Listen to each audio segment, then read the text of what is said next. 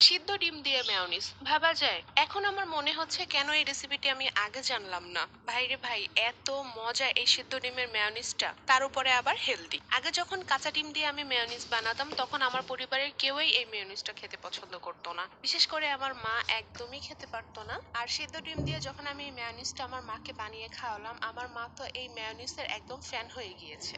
যেহেতু সেদ্ধ ডিমের মেয়োনিজ, সেদ্ধ ডিম তো লাগবেই। এর জন্য আমি 3টা ডিম সেদ্ধ করে নিয়েছি। এখন একটা একটা করে ডিমগুলোর খোসা ছাড়িয়ে নিব। ডিমের খোসাগুলো ছাড়িয়ে নেওয়া হয়ে গেলে আমি এখানে একটা ব্লেন্ডারের জার নিয়েছি, তার মধ্যে এখন একটা একটা করে ডিমগুলো দিয়ে দিব। তারপর এর মধ্যে দিয়ে দিচ্ছি 1/4 কাপের মতো নর্মাল পানি। এখানে কিন্তু অবশ্যই পানিটা ব্যবহার করতে হবে।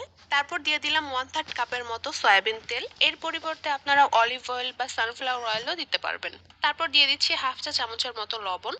তারপর দিয়ে দিচ্ছি 1 টেবিল চামচের মতো চিনি। আমি যতটুকু চিনি দিয়েছি এর ফলে মায়োনেজটা হালকা মিষ্টি মিষ্টি হবে। আপনারা যদি এরকম মিষ্টি মিষ্টি পছন্দ না করেন তাহলে হাফ টেবিল চামচের মতো চিনি দিলেই হবে। তারপর দিয়ে দিচ্ছি 2 টেবিল চামচের মতো গুঁড়া দুধ। এই গুঁড়া দুধের ফলেই কিন্তু মায়োনেজের টেস্টটা অনেক বেশি ভালো আসে। তারপর দিয়ে দিয়েছি 1/4 চা চামচের মতো কালো গোলমরিচের গুঁড়া। আর সবশেষে দিয়ে দিলাম 1 টেবিল চামচের মতো ভিনেগার। কেউ ভিনেগার না দিতে চাইলে এর পরিবর্তে সমপরিমাণে লেবুর রস দিতে পারবেন। তারপর ব্লেন্ডারের জারের মুখটা লাগিয়ে বেশ কিছুক্ষণের জন্য একটু ব্লেন্ড করে নিতে হবে।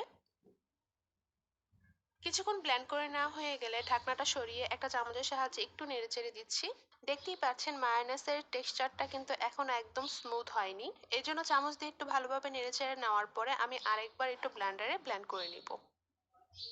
ভালোভাবে মিক্স করে নেওয়া হয়ে গেলে ঢাকনাটা লাগিয়ে আবার কিছুক্ষণের জন্য একটু ব্লেন্ড করে নিতে হবে। মেয়োনেজটা একদম স্মুথ হওয়া পর্যন্ত ব্লেন্ড করে নিতে হবে। হয়ে গেলে আমি ব্লেন্ডারটা বন্ধ করে দিব।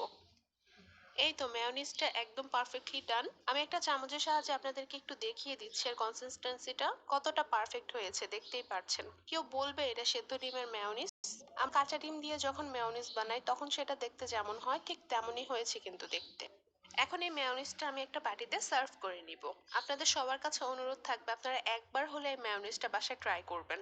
আমি লিটারালি এই মেয়োনিজের ফ্যান হয়ে গিয়েছি। একদম খুব সহজেই কিন্তু কয়েক মিনিটের মধ্যে বানিয়ে নেওয়া যায় এই মেয়োনিজটা। আর টেস্টের কথা কি বলবো, এত বেশি অসাধারণ। আপনারা এই মেয়োনিজটা যে কোনো কিছুর সাথেই খেতে পারবেন। স্যান্ডউইচ বলেন, বার্গার বলেন, শর্মা বলেন, বা আমার মতো